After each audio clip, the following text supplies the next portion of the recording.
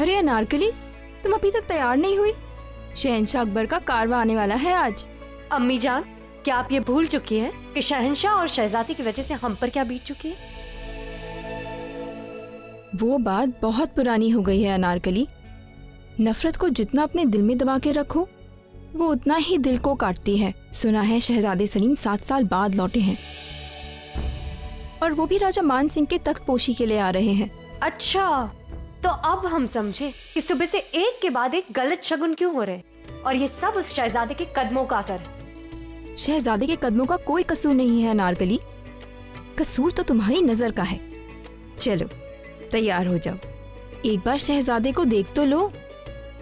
नहीं अम्मी जान, हम नहीं जाएंगे।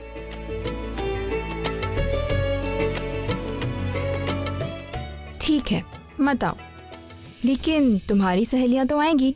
राजकुमारी मानबाई और जगत गोसाई, ये लोग सब आएंगे। भले ही तुम्हारे अब्बू इनके यहाँ मुलाजिम हैं, लेकिन उन्होंने तुम्हें अपनी सहेली माना है। याद है पिछले साल शिवरात्रि के मेले पे कैसे उन्होंने तुम्हें अपने साथ रखा था? और इस बार तो रानी साहिबा का खास फरमान आया है कि शहजादे के इस्तकबाल के लिए सबको मौजूद होना होगा। तो क्या अब तुम उनकी नाफरमानी करोगी?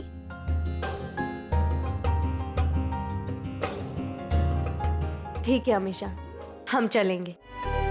यहाँ जलाल और सलीम सांबर में विल्वेश्वर मंदिर की ओर बढ़ रहे थे। वहीं हिंदुस्तान के सारे राजा महाराजा उनके स्वागत की तैयारी कर रहे थे, और इस बार स्वागत में ललक अकबर के लिए कम और सलीम के लिए ज्यादा थी। देश भर की रियासतों से राजकुमारियां और शहजादियां इस उत्सव में हिस्सा लेने आई थीं। मगर ये उत्सव एक बहाना था। सबके मन में एक ही बात थी कि काश वो हिंदुस्तान के तख्त के होने वाले मालिक को रिझा सकें। ऐसा लग रहा था कि मानो सलीम ही सबके दिल में धड़कन बन के बसा हो, या कहें कि वो ही हिंदुस्तान का दिल बन गया था। मगर सवाल ये था कि सलीम के दिल में कौन बसने वाला था। उस जरी को यहाँ इस दुपट्टे में लगा दो। जी कुंवरी सा, हम आपको ऐसी मेहंदी लगाएंगे कि सब देखते ही रह जाएंगे। होना भी चाहिए। जोधा बाईसा के बाद पूरे राजवंशियों में हमारी मान बाईसा की ही सुंदरता के चर्चे हैं। खम्मा गणी कुंवरी सा, जोधपुर की राजकुमारी जगत गोसाई साहब से मिलने आई हैं।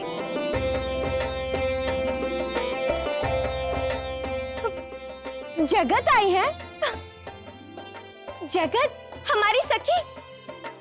ठहरिए, तुम्हारे हाथों की मेहंदी हमारे वस्त्र खराब कर देगी, और तुम तो जानती हो ना, हमें हमारे वस्त्र पे कोई दाग पसंद नहीं है।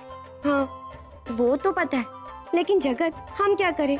तुम्हें देखकर ना हम खुद पे काबू ही नहीं रख पाए, इसीलिए हम ऐसे चले आए। अब हम ये भी तो नहीं चाहते कि तुम्हारे हाथों की मेहंदी बिगड़ जाए।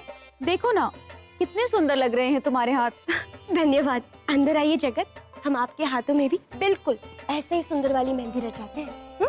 अब सुनो, जगत बाईसा के हाथों में बिल्कुल ऐसे ही एकदम सुंदर सी मेहंदी रचा दें। जगत, हमें तो आशा ही नहीं थी कि आप यहाँ पे आएंगी। ऐसा क्यों?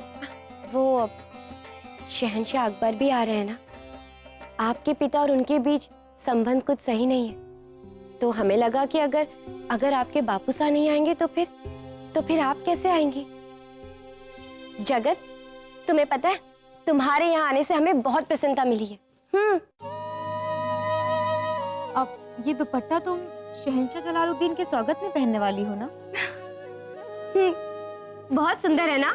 हाँ, क्योंकि शायद तुम शहजादे सलीम के सामने सुंदर लगना चाहती हो। हाँ, वो वीर, साहसी और आकर्षक व्यक्तित्व वाले शहजादे हैं। कौन नहीं चाहेगा कि उनकी नजर उस पे पड़े? और पता है जगत, सभी प्रांतों से राजकुमारियां यहाँ पधारी है, सिर्फ और सिर्फ उनकी एक झलक पाने के लिए।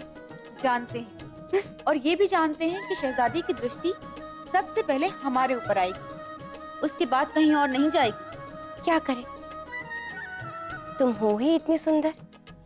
एक बार शहजादे सलीम की नजर तुम पे पड़ी तो वो सिर्फ तुम्हें चुनेंगे, हमें नहीं।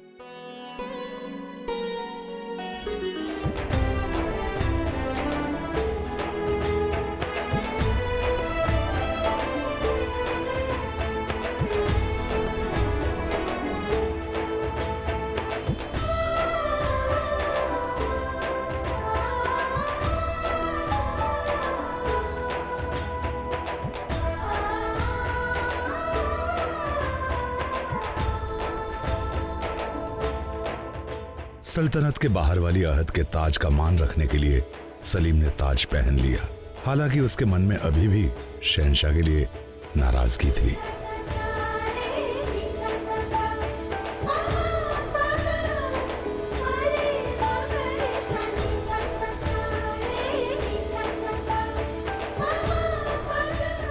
स्वागत है शहंशाह।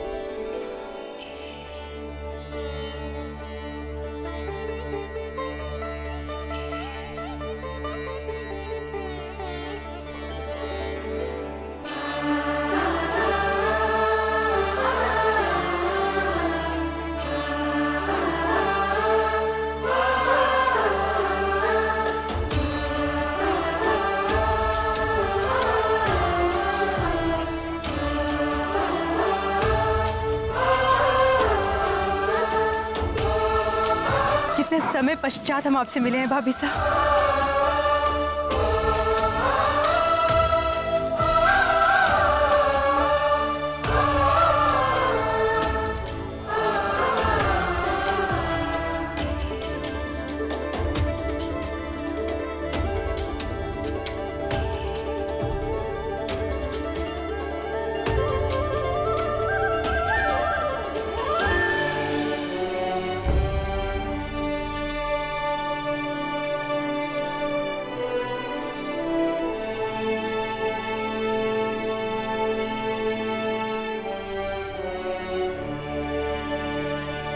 वैसे तो आप वली अहद हैं, परंतु हमारे भांजे। आइए गले लगे।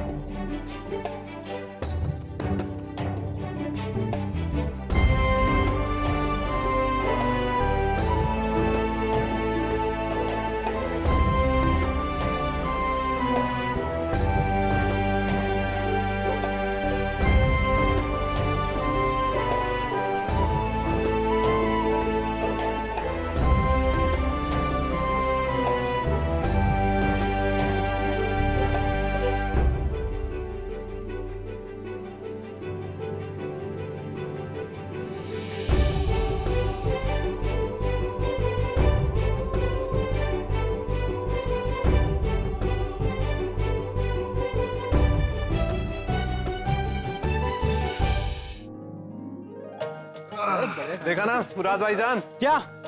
सलीम भाईजान को देख के कैसे सबकी आंखें फटी की फटी रह गई। खासकर शहजादियां, वो तो इनको ही देखी जा रही थी।